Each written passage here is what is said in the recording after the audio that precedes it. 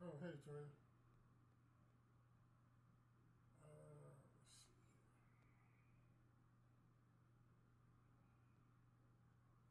All right, y'all. We gonna get crunk up here in 1 second. Let me get all this shared out. Where we at? Is YouTube going? YouTube is pumping.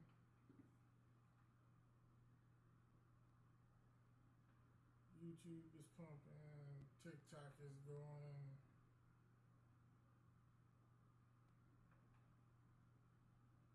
Yep, yep, yep, yep.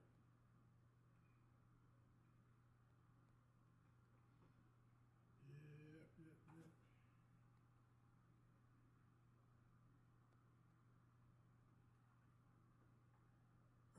Let's see here.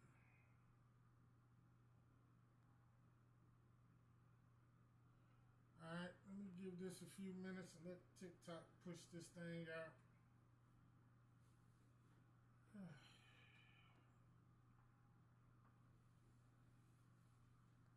My day was rough, a little rough, a little hot, but we made it through. We made it through. How was yours?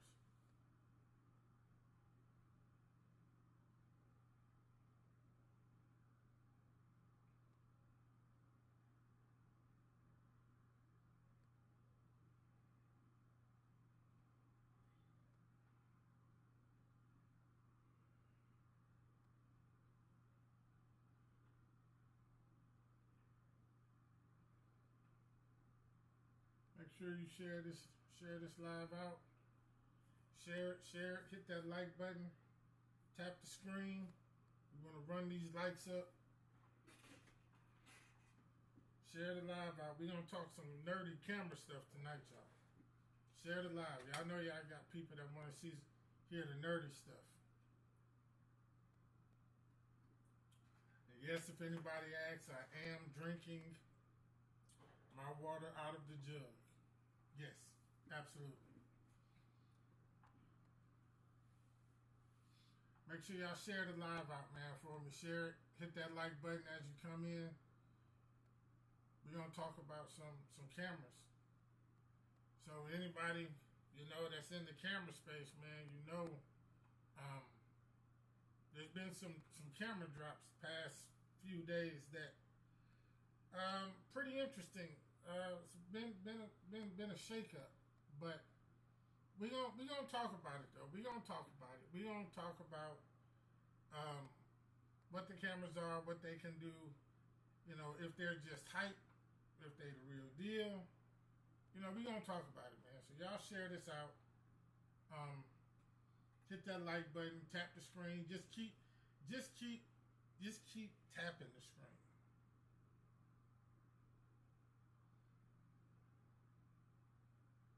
I'm handsome. Am I single? No, ma'am, I am not single.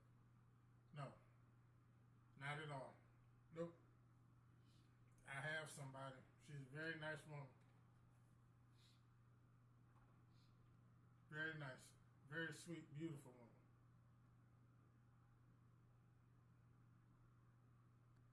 You might not want to test her. She might be a little crazy too. I don't know. So you might want to not test her. I don't know. I'm just saying. What's good, man? Appreciate y'all coming in. Make sure you share the live. Hit the like button. Um, we're gonna talk cameras tonight, man. We're gonna talk cameras. So we all know the other day, I don't remember what day it was, Canon dropped the C50 cinema camera and Nikon dropped their Nikon in red mother child of a camera, the Nikon ZR. Now we're gonna talk about both of these, but I want to start with the C50 because this is the camera that everybody started talking about was the FX3 killer, right? The Sony FX3 killer. Canon finally came out with a cinema camera that had a smaller and compact body, and it looks very similar to the FX3. It's about the same size, It's got mounting points on it. It's even got the electronic hot shoe. So it's pretty close. But there are some problems. There are some problems. Well, let me say this. I don't know if they're problems. There are, in my opinion, this is not an FX3 killer. Okay, this is Canon's own camera. It's nothing, in my opinion, that would make a Sony shooter say, "Oh, I'm gonna sell my FX3 and go and get the C50." Just wouldn't do it. So, and we're gonna talk about it now. I'm gonna get into some things. And we're gonna talk about it. All right. Make sure you share the live.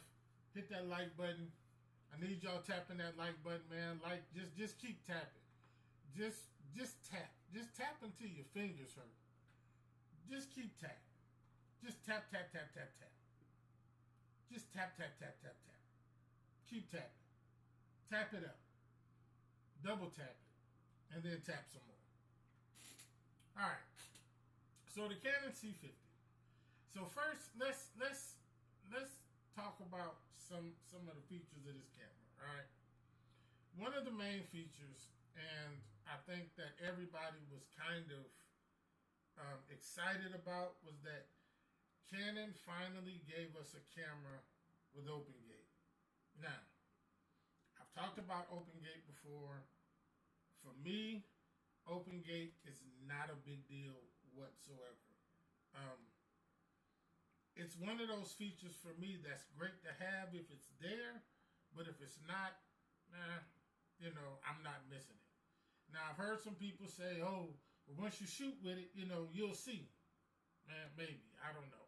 But it's not that important to me. It is what it is. All right. So, of course, we got a full frame 32 megapixel sensor. The thing shoots 7K up to 60 frames a second. Internal RAW, which is pretty dope. Internal RAW. That's one place definitely where it outshines the FX3. FX3, you need like an Atomos Ninja 5 or something to get that RAW recording. Shoots 4K up to 120 frames per second. It does. They say there is a crop, but it's a very small crop, so I don't know. Again, doesn't bother me. Full HD 1080p up to 180 frames per second. All right. Now, here's where things get a little crazy for me. All right. So the thing has 15 plus stops of dynamic range. So that means it's now unlocking C-Log 2 for Canon shooters to use. And none of the Canon cameras that I used had C-Log 2. So I've heard people say how much better it is to grade the C-Log 3. I don't know. But it's there. Now, when you put it in the Super 35 mode, you get 16 stops of dynamic range, which is pretty awesome, right? That's pretty dope. That's all of that dynamic range, man, gives you a lot of latitude to be able to get your highlights back, and get those shadows looking good. Like it's really dope, man. I can't deny. Hold on, I took some notes here. Let me go back to my notes because this camera is interesting. It does, of course, have dual base ISO. It has Canon's great dual pixel autofocus. And honestly, that's it. That's it. I mean, of course you're getting a better image with it shooting in 7K. It does have OpenGate, so you're getting that full readout of the sensor. Now, it only shoots in OpenGate 6K 30 frames a second, if I'm not mistaken. It doesn't, you can't do 60 frames a second in OpenGate. But I don't know if that's a big issue for anybody. You know what I'm saying? But that's what it is. Other than that, man, it's got a great size. But this camera comes in at $38.99, $3,899. And as of right now, the FX30, and I'm assuming it's because of tariffs or inflation or something. Not the FX30, the FX3 seemed like it got a little bit more expensive. Like I've seen it now for $4,000 to $4,100. And here's what gets interesting.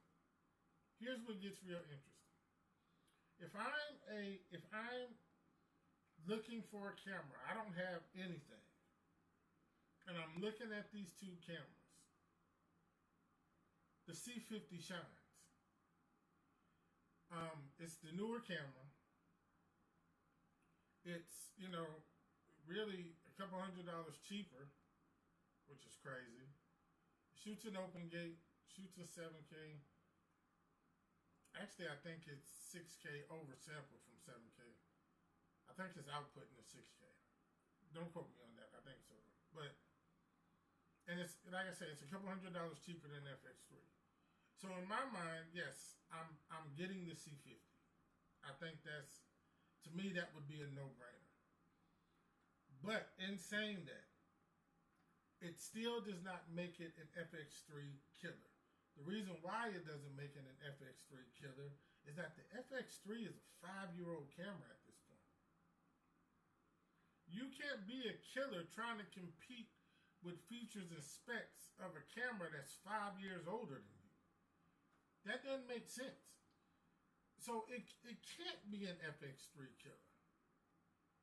And I've had some people even trying to compare the ZR to the FX3. We're going to get to that camera in a minute. But these cameras cannot be killers to the FX3. And listen, I am not a brand loyalist. I have used every camera brand. I started off on Nikon. I went to Panasonic. I had a G7 and a GH4 with Lumix with Panasonic. Then I went to the Blackmagic Pocket 4K. Then I went to the Canon R7.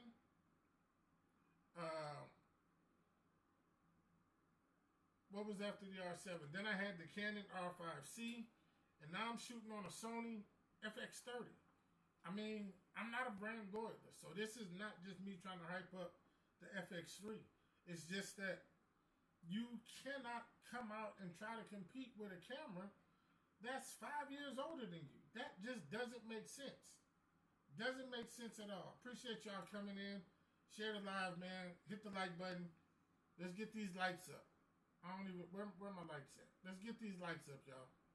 I need some likes. Just tap the screen. Look, all you gotta do is tap it. Just tap it. Just get them up. But yeah. So it's not a killer. And I think people gotta stop. They gotta stop trying to call it a killer, because that's just not what it is. It's a great camera. Don't get me wrong. I'm not saying that the C50 is a bad camera by any means. It's a great camera. It's just not an FX3 killer. I personally would have liked to seen the camera a little cheaper. Just my personal opinion. One, I think, downside of this camera that I think Canon is going to have to correct if they're going to start releasing cameras with these smaller bodies is you're going to have to put IBIS in it. It's got to have some sort of internal stabilization. The camera's small, it's light. So obviously you're trying to gear this toward, running gun shooters who want to shoot handheld a lot. You got to put IBIS in the thing. Because if they're using cinema lenses or any type of manual focus lenses that don't have stabilization in them, the footage is going to be shaky. And I have seen some footage from some people that was a little shaky. Peter McKinnon's video was a little shaky. Now, CVP did a video. Their video wasn't as shaky. But I'm going to assume that they were probably using lenses that have stabilization in them. I don't know for sure. That's just what I'm assuming. I know Peter McKinnon loves to use his Atlas lenses, those cinema lenses. And yes, I'm drinking water out of a jug. Don't judge me. But I think what's happening now with these camera brands is they're gassing us up, man, and they've been doing that for a while. Again, the C50 is a great camera. It's not the FX3 killer. I don't think this camera is going to move the needle for Canon. It's gonna sell just like every other camera they come up with sells. It's gonna get good sales and good reviews and all of that. But I don't think it necessarily moves the needle for them. I don't think it creates an additional customer base for them. I don't see Sony shooters who have FX3s saying, I'm going to sell my FX3 and get a C50. Now, you may have some. But I don't see, other than you just wanting a newer camera maybe, or maybe something like OpenGate excites you, maybe you switch. But other than that, I don't see any real reasons. Again, great camera. It's just not, when I'm glancing at the specs for the camera, it's just,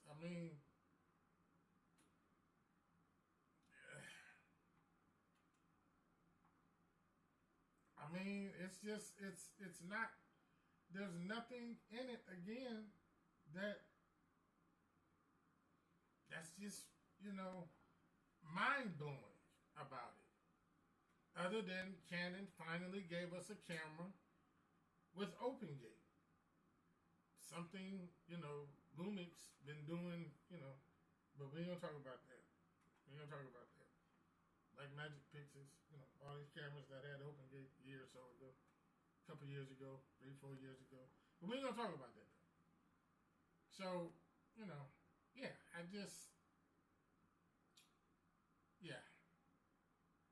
yeah. But anyway, so the other camera I want to talk about is the Nikon ZR. Now, this camera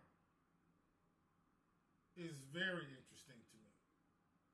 And I'm going to give you several reasons why. So this is the Nikon in red love child. This is the camera, the new camera that Nikon has done, since they've acquired red. It's in conjunction with red. And I think this camera for Nikon is going to do very, very well. It has some shortcomings. We'll talk about those, but I believe this camera is just going to do good for them. I think it's really going to open them up to a lot of things. There's some things that they need to adjust and that they need to get used to. Now stepping more into the cinema camera world, videography realm. Nikon is always been a photo first company. There's nothing wrong with that. I started off with Nikon. I love Nikon cameras. I think, and I still think that they are the best cameras for photography. Hands down. Doesn't mean other camera brands are bad. I just think Nikon has nailed it, and they've nailed it for a long time. Now, when it comes to video, past years, Nikon, they were lagging. Bad. Nikon cameras had some of the worst autofocus I had ever seen in my life. And the crazy part about it is that's what I started shooting videos on. Was a Nikon D5200, a red one, flashy camera. And the autofocus was just absolutely horrible. Terrible. But again, for photos it was fine. But for videos it was crap, man. It was horrible. But so we what was that? Oh, the ZR. So yeah, very interesting camera. Let's look at some specs of it real quick. It has a 24 megapixel full frame sensor. It shoots 6K at 60 frames per second. Now here's where things get a little interesting. It shoots internal R3D RAW. internal R3D RAW. Okay, internal. Let me make sure y'all understand what I'm saying. This is in camera to the card R3D RAW. Along with all your other ProRes RAWs and 422 and all that good stuff. Yeah. But yeah. So we all know what that's gonna mean. That's gonna mean insane file sizes. So you're gonna have to get some pretty big good memory. But I think that's insanity. You're shooting internal R3D RAW in this little bitty camera, because the thing is little. It's the same, it's the same compact as the C50, FX3, FX30. It follows that same body style. It's lacking some things. We'll get to that. It's got 15 stops of dynamic range. Dual base ISO of 800 and 6400. Of course, it's got the Z mount, which opens up a lot of things. Z mount can be adapted to a lot. So I think that opens up for people who were in other brands. Your lenses, you're gonna be able to adapt your lenses to it. You know what I'm saying? If you're in a Sony ecosystem, you can use those E-mount lenses with an adapter on this camera. So yeah. They also, with this, stepped up the audio. This audio in this thing shoots 32-bit recording. That's the in-camera audio. Okay. Hey, it's a heck of a good feature to have. I don't know how necessary it is, because most of the microphone, when people are recording, when we're recording videos, normally we're using external mics anyway. And most of those mics nowadays have 32-bit float recording in them already. So I don't know if that was, necessary. It's not a bad thing, but it's one of those things that for me really just doesn't, it is what it is, right? It ain't that big of a deal. Now, the LCD screen. I don't know if anybody has seen this screen on any videos people have done with this camera, but that screen is massive and it's beautiful. I don't know why all cameras are not moving to these bigger screens. Blackmagic set it off, right? Blackmagic screen was on the Pocket 4K and 6K and the pictures. These screens are great, large, wonderful screens. The screens on the Pocket 4K, of course it didn't move, it was fixed, but still it was a big, bright, beautiful screen. And I don't know why more camera brands are not going to these bigger screens. This has got a 4-inch screen on it, and it's beautiful, man. It's beautiful. Dual pixel autofocus. Of course, it has IBIS, which the C50 is lacking. So do for that what you will. Now, here's where, to me, this camera is a little bit more practical and makes a little bit more sense. And that's the price point. This camera comes in at $2,200. $2,200, man. That is a heck of a good price for the camera. Now, everything I'm talking about tonight is based off of the specs and what I've seen from other people. Because of course I do not have the cameras, so I can't go out and test these things for myself.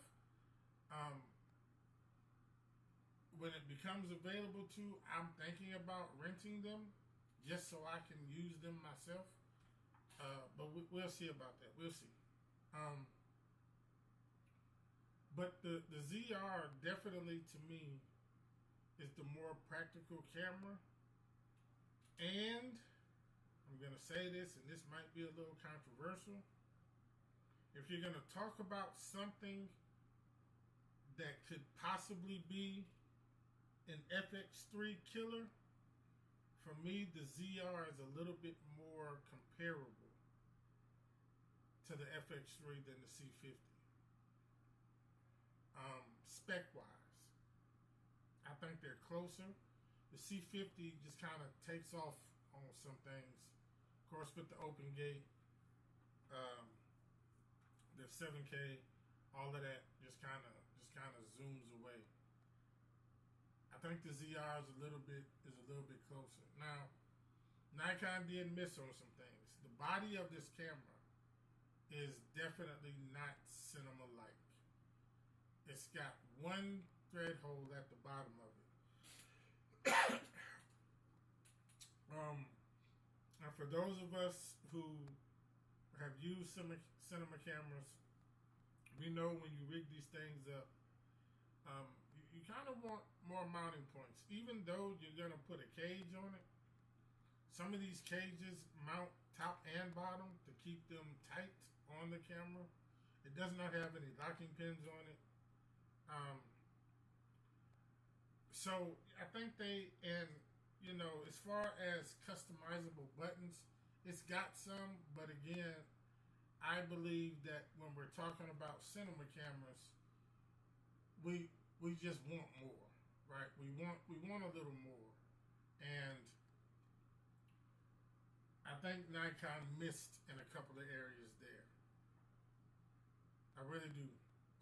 The camera does have 15 stops of dynamic range. Mark Brome got hold to the camera and did a short mini doc type deal with it. The footage looks great, man. It looks really good.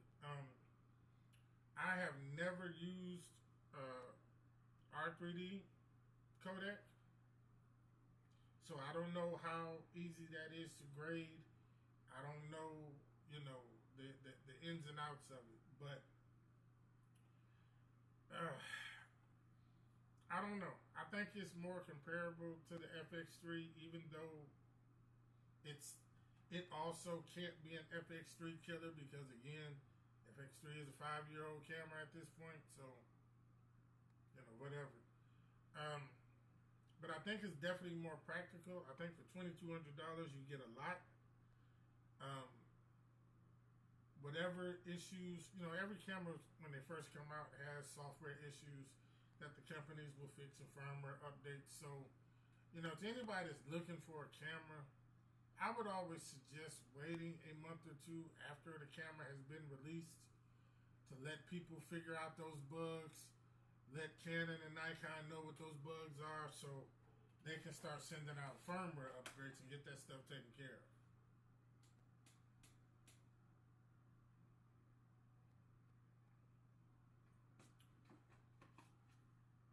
Oh, that's good. Man, y'all make sure y'all like the live now. Like it. Like it up. I mean, like it. What's going on over here? I still got to figure out how to use all of this. Okay, we'll figure that out at some point. At some point, I'll get my life right. Like the live. Share the live out. I appreciate y'all. I appreciate it.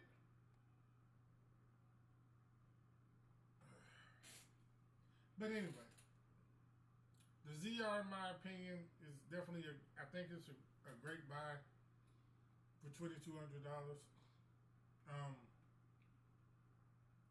I don't think you can. Well, okay. Let's talk about it, and let's just be honest.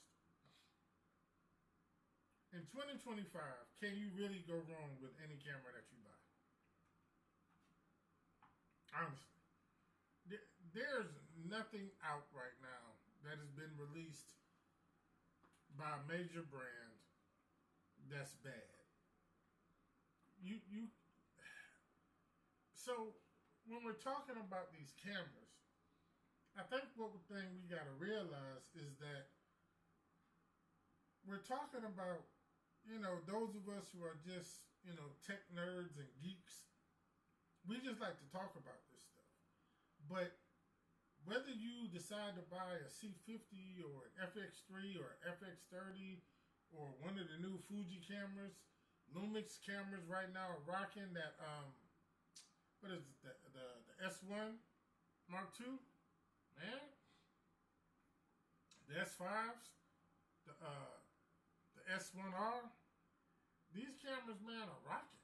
Like, you can't buy a bad camera nowadays.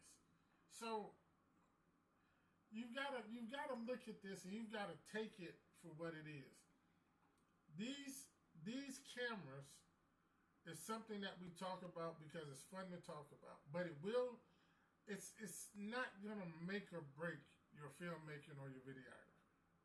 It's really not. There are other skills that need to be learned to make your stuff look good. You need to learn lighting. You need to learn composition. You need to learn how to frame up your shots. You need to learn storytelling. These things are more important than your camera. And that's just the bottom line. When DPs are and cinematographers are when they're sitting down and they're trying to figure out what do they need to do a certain project, the camera is not the first thing that they writing down or looking for. It's always gonna be, if they know location, it's gonna be, all right, what lights do I need? You know what I'm saying? What kind of rigging is gonna have to be done? It's not the camera. So remember, we talk about these cameras, we hype them up or we shoot them down, but it doesn't matter. You can get good looking footage with whatever you buy. Your cell phone, these flipping cell phones. This is the iPhone 15 Pro. I see no need to upgrade to the 17. I hadn't even seen anything about the 17, to be honest with you. I don't know what it does. I don't know. I don't know nothing about it. I've seen no need to upgrade to that. So, it is what it is. But you can use a cell phone and shoot something that nobody can tell you used the cell phone to do. So, don't get so caught up in these cameras. Don't do it. People thought I was crazy because I got rid of my R5C and bought an FX30. And I'm like, why? It was a great camera, don't get me wrong. I like my R5C. It had some issues with it that I talked about a lot on some videos. But it still was a great camera. My lenses, I think, were more important to me. And I still use those same lenses on the FX30 because I can adapt them. And they work just fine. I have all the autofocus features. I mean, it works just fine. So, people thought I was crazy, but nah. The R5C was a bigger camera. It was a camera that, in my opinion, it lacked some important things for me, especially being a content creator, and I shoot videos of myself a lot, and sometimes I'm not that close to the camera. One major thing, and I talked about this, was the inability to be able to remote monitor the camera from my phone. I think that's a feature that every camera needs to have nowadays. People are using cinema cameras for YouTube setups, for vlogging and things of that nature. So I think to not have that in a camera, well, let me rephrase that. It had it in the camera, but it was only on the photo side. As soon as you switched it to video, it was done. It was you couldn't use it, which was still just ridiculous to me. But anyway, I bought that camera because it's a hybrid, but I found it when I go to shoot things. It's not easy to use it as a photography camera and a video camera because of the amount of time it takes to switch between photo and video back to photo. You're talking 5-6 seconds. That's another flaw with the C50 too. They said the C50 to go from photo to video is taking like 10 seconds. That's way too long if you're someplace and you're trying to dual shoot. Nah, man. So with my R5C, and remind you, the C50 is supposed to be the upgrade from the R5C. It's supposed to be the one that sits the R5C down. To me, that's one thing that they should have really addressed, was that amount of time to switch. Because, you know, you can't, it makes it unviable. So what's a good starter camera to purchase right now? Anything. There's nothing that you can buy that's gonna be bad. If you just want a camera, I mean, Canon's got the R50, the R50V now, I think has come out. Sony,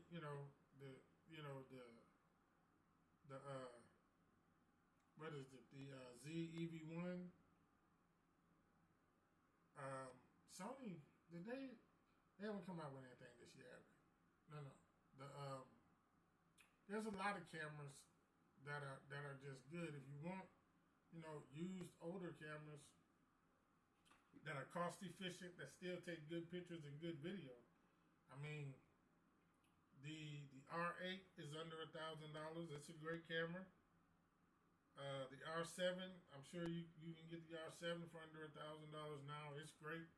These are our Canon cameras. The Sony A6700. I don't even know how much that camera is though. But that's a great. It's a good camera. I've seen a lot of things with it.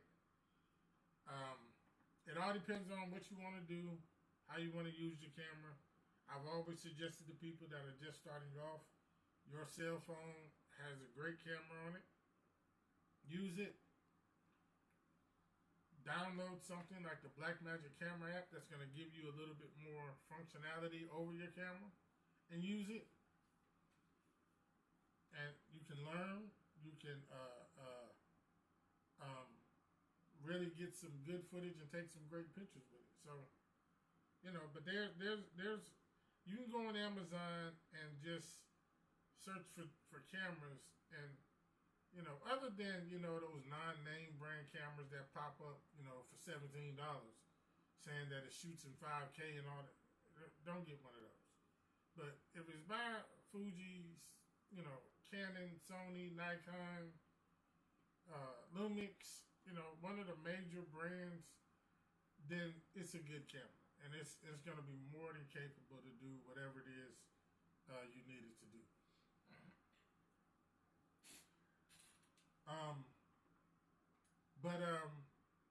So the C50 was supposed to be the replacement to the R5C. But both of those cameras, that being able to switch between photo and video makes it, in my opinion, unusable to use for dual shooting. So with either one of them, like with my R5C, I still found myself bringing a photography camera with me because it's too stressful. You're gonna miss something, trying to switch back and forth, and it's too much, man. It's too much. And then when it comes to video, you've gotta make sure, wherever you're at, you gotta re-get your exposure and all that kind of stuff. Like, too difficult, man. Too difficult.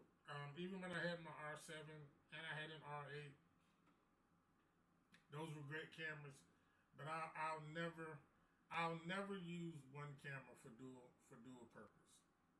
I'm just not gonna do it.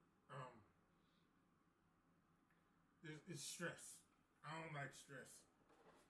I don't like stress at all.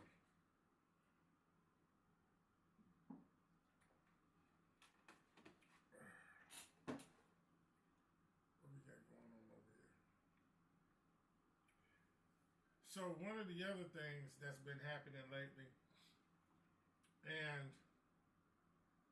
I don't know if people have been paying attention to this, but point and shoot cameras are really surging right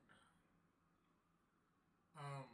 Sony they dropped whatever camera that was. I don't even know the name of that camera, but I do know it's expensive, very expensive.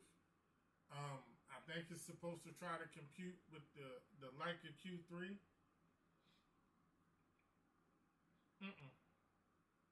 I think those cameras they're great, they're cool, but ain't no way.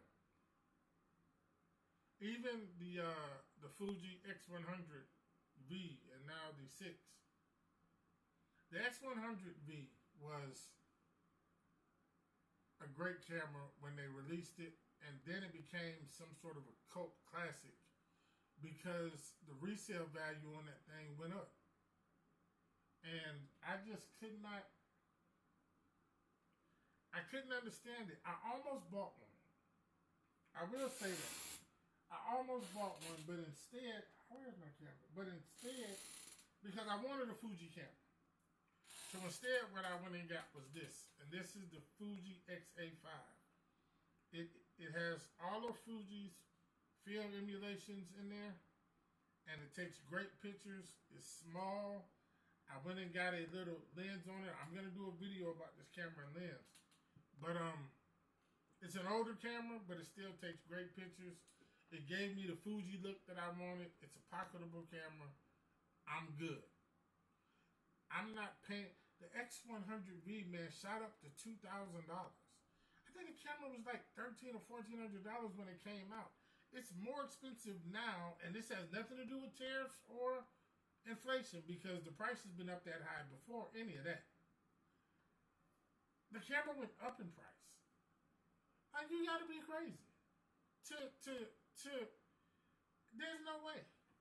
I refuse to do it. And Sony has now dropped this thing, this, whatever this camera is, man, that's $5,000. I can't, I don't even know what's the name of it. Hold on a minute. Let me see if I can find out the name of this flipping camera. Because it is ridiculous.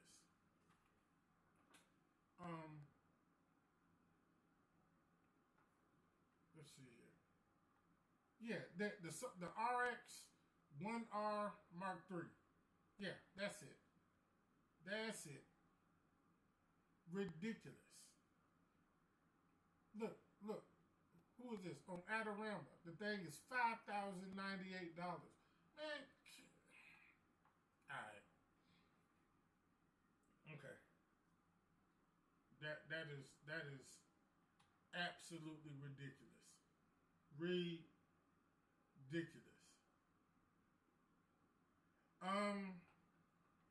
This Fuji camera, the camera was $500, and I think the lens. What did I pay for this lens? The lens wasn't that expensive. The lens was under $200. I know.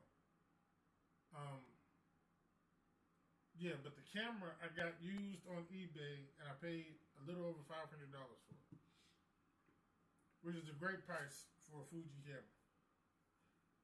Great price.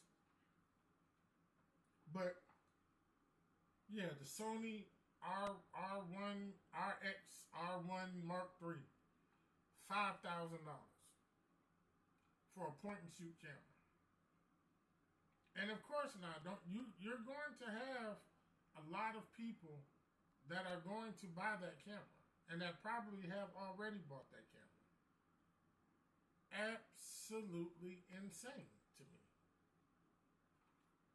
But point and shoot cameras are getting more and more airplay, and they're getting more and more expensive, and that's crazy. That's crazy to me, man. I ain't doing it. I can't do it. Okay, let's say I had a bunch of money laying around that I ain't doing nothing with. I still couldn't pay that much money for that camera. It's funny to me because I watched a lot of videos on that camera, and I watched a lot of people dog the camera out for some of the features that it was lacking, especially for that price. But I know a majority of these people are still going to buy that camera. They're still going to buy it because it's going to become a status thing.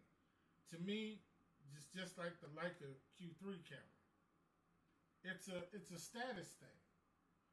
If you walk around and you pull out a Leica Q3, people know you somebody. You know what I'm saying? You somebody. And right now, let's see, how much is a Leica Q3?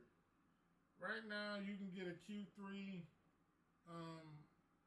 B&H is saying they got one for $6,700. Let's see here. Who else got one?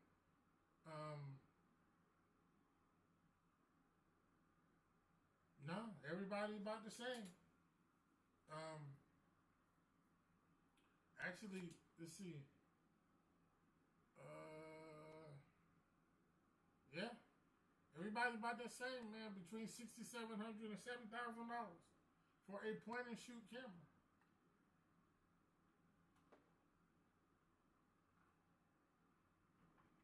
I mean,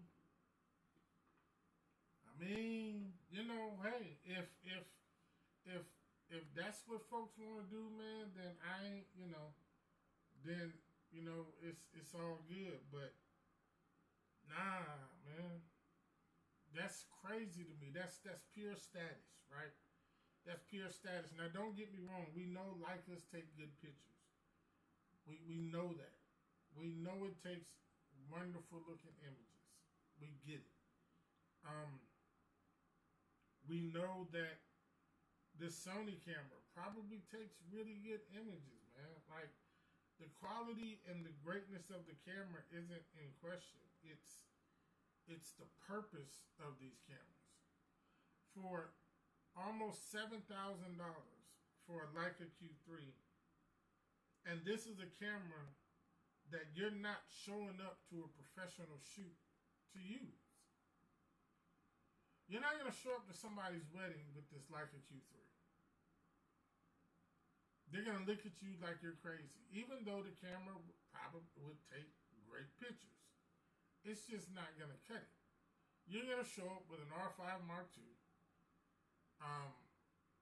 an R1 or an R3, something that looks the part.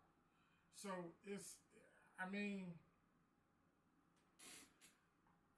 man, let me tell you something. These camera brands, man, are killing us.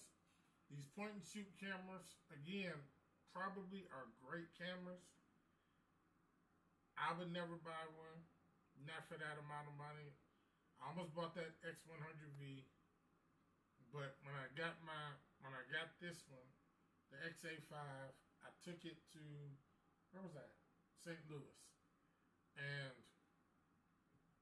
took some pictures with it, and the camera it was great. It was absolutely great. I'm actually gonna start using it more because it's great for street photography. It's small, you know what I'm saying? It doesn't weigh you down. Like I point and shoot cameras, and this one isn't really a true point and shoot because the lens is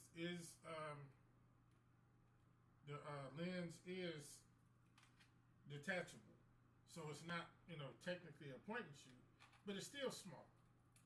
It's still a small camera. So the X100V, Leica Q3, the Sony camera, they're all true point and shoots. They all have built-in lenses. But yeah, absolutely insanity. Absolutely insanity. Yeah, that's way too much. That's definitely way too much. Yeah. Again, it's a name thing, right? If you go somewhere in any photography circle whatsoever, and you pull out a Leica Q3, folks gonna know you about business. At least they gonna know you got money to throw around. That's for one thing. That's for sure. And hey, if that's it, and I'm not knocking nobody. If that's what people want, then that's what they want. In my opinion, that's ridiculous. That's absolutely ridiculous. I would never in 1,000 years even think about doing anything like that. That's just crazy. Absolutely crazy. But point and shoots are on the rise. Think not Nikon, but Canon. Was it the GX camera? Yeah, it's like $1,000 or $2,000 something. These little point and shoots, man, that we used to carry on the field trips as kids, man, are getting crazy. Getting real crazy. Alright, one other thing I wanted to talk about, and it is my FX30 update. I have had the FX30 now for a few months. And I love the camera. I like its size. It works well for me. I get great images out of this camera. The camera in low light is awesome. That I was not expecting. Coming from the R5C, which was a full frame camera,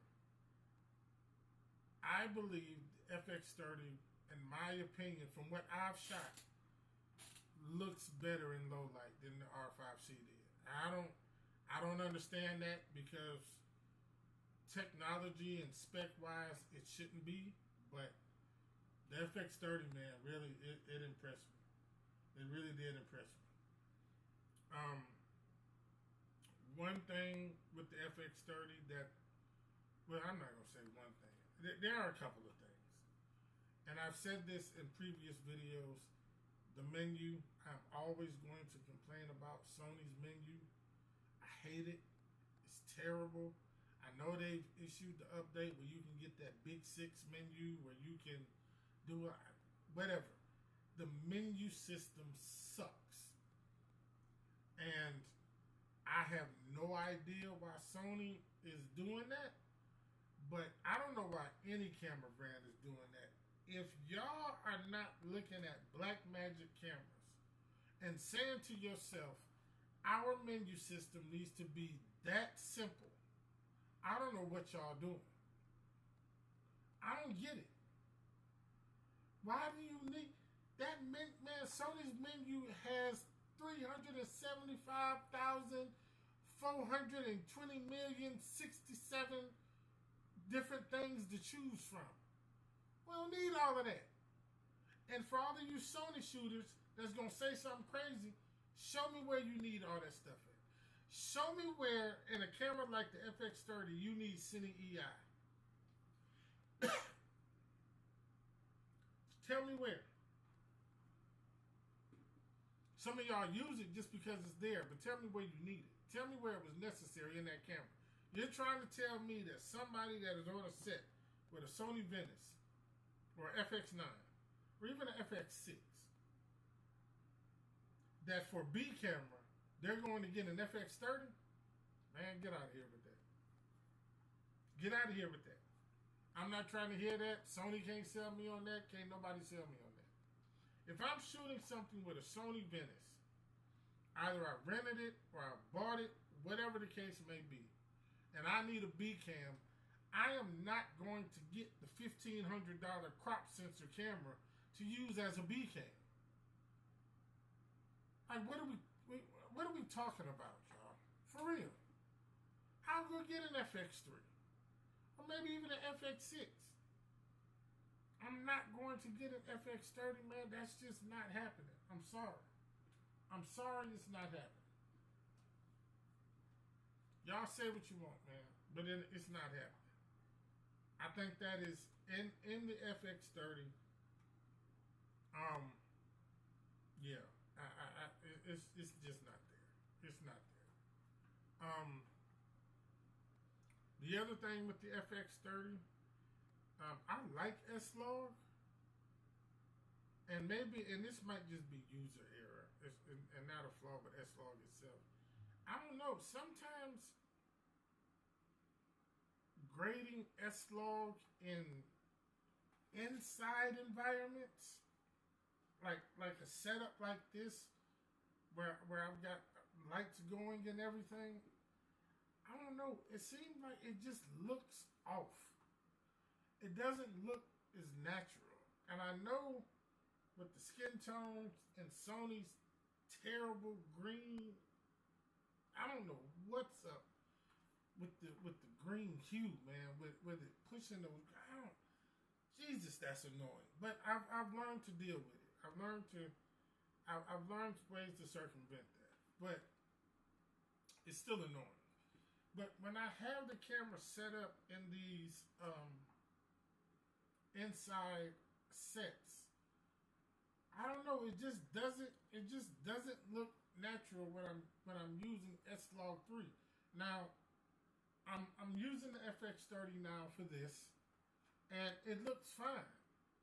But I'm telling you, if I was to shoot this, record it in S-Log 3, and then just convert it, like forget about me doing my tweaks to it. Just throwing a color space transform on it, you know, with the Sony Gamut Cine, and then back to S-Log 3. It's I don't know. I don't know.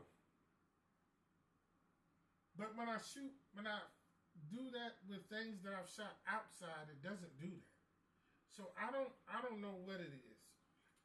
And I can honestly say it doesn't do it all the time. Sometimes it looks great, but then there's other times where it doesn't, and it bothers me, and it gets on my nerves, and it makes me want to scream and throw the camera out the window, then run downstairs and jump on it a couple times, shoot it with my pistol, get a baseball bat, play baseball with it, hit it, you know, a good 20 yards over the fence, run and jump over the fence, jump on it some more, run back, get my truck, and run it over with the truck, and then urinate on it. That's how mad I get. I can't stand it. It gets on my nerves. But it's a great camera though. It's great, you know, great to vlog with. It's easy to shoot with. One thing I like about this camera over any other camera that I've ever owned is how reliable the autofocus is. To literally 80-85% of the time to just turn the camera on and point it at something and knows that the autofocus is going to grab is absolutely wonderful. I think that is probably the biggest winner in my book from me switching to this camera. The R5C had great autofocus, except when it came to lower light situations, it struggled. There were some things that I shot that, you know, almost ruined me, you know, because of that. I took this camera out a couple weeks ago on a project at night, a music video, and didn't have any problem whatsoever. So it was a good choice that I made. I like the camera again. There's just a few things that I would definitely change. The menu system being one, it's too much Sony. It's too much Sony. It's too much Sony. It's too much. Jesus Christ, man. Y'all gonna get it.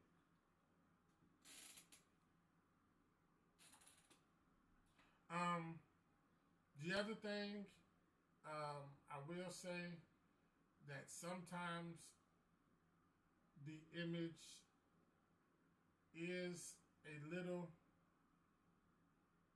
it can be a little soft. But you know, it's cool though. It's cool. It's cool. It's all good. It's all good, y'all. That's me coming from a camera that shot 8K. It's just me. Not the camera, it's just me. Alright, so why is this thing logging out all of my stuff, man? What's happening? Okay, alright, whatever. But yeah. That's it, man. I just wanted to nerd out for a minute, get some stuff off my chest. I will probably be actually making some videos about this stuff. I'm trying to decide whether or not I'm going to rent one of these cameras so I can actually test it out. I don't know.